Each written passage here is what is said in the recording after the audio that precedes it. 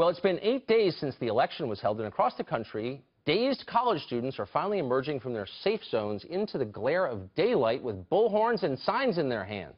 At least 80 colleges are now staging anti-Trump protests or walkouts. One of them is at Rutgers, that's the State University of New Jersey.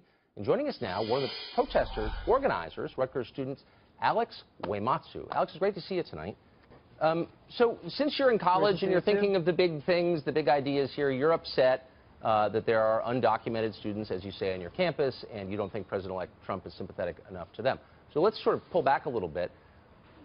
Who do you think has a right to come to this country? You apparently assume that these people have a right to be on your campus taking a state-subsidized education.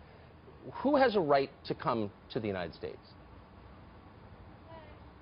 I believe that everyone should be able to come to the United States. We are always and have been and are still a nation of immigrants.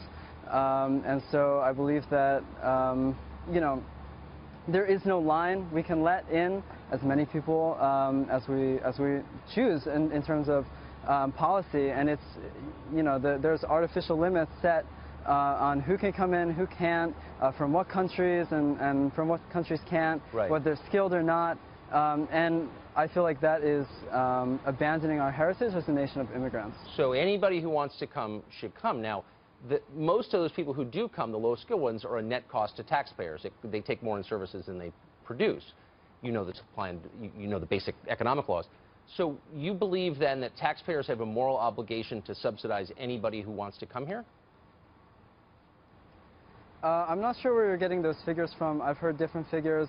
Okay. I've heard studies that say that undocumented immigrants actually provide a net benefit to the economy. Okay. And a lot of these studies that claim that undocumented immigrants are a drain or, you know, taking money away from taxpayers or something like that are using kind of biased yeah. Well, you heard wrong, because it's actually it's not even close between education and infrastructure and health care, food subsidies, housing subsidies. It's literally not even close. Mm-hmm. But the point is, do you consider the effect this has on the rest of the population? You say anybody around the world has a right to come here. You learned that in school and you believe it uncritically.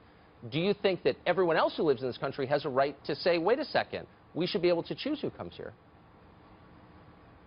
So we shouldn't forget that we're talking about a president-elect right, that has pledged to deport 11 million people from this country.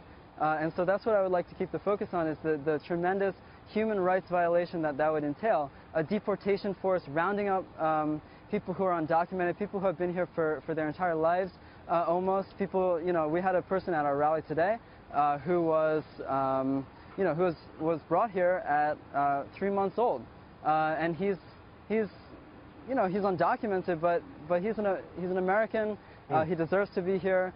And you know, I get it. No, I've heard it before. Alex, do you think people right, have a right to lock their doors?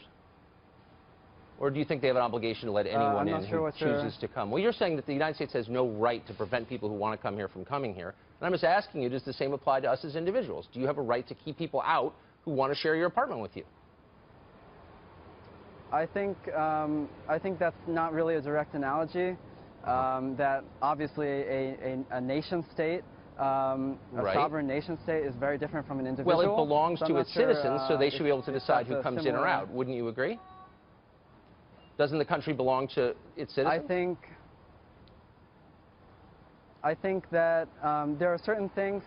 I think you need to think like this through, Alex. Slavery was a democratic. Right. Okay. Throw the slavery thing was there. a democratic. Let me just ask you this. I know that you're a liberal, a radical, lefty. I wonder if it ever occurs to you that you're maybe doing the bidding of business when you advocate for low-skilled workers to come here. Why do you think people support a lot of low-skilled labor in this country? Because it lowers wages. It lowers their labor costs. It makes them more money. Do you realize that you're part of that?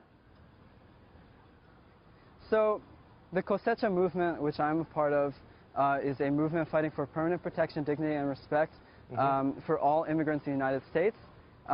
It would be absurd to suggest that we're pro-corporate or we're somehow helping corporations when our strategy is a massive boycott of key industries, as well as a general strike led by undocumented immigrants, just, you know, regular immigrants and also allies. Well, then it may surprise you to know that they're fully on your side with bringing the low-wage labor thing, because it benefits them too. So think about that overnight, Alex. It's great to see you. Thanks a lot for coming on. What we care about is permanent protection, dignity, and respect. Right. Thank you. I'm for that too. Thanks.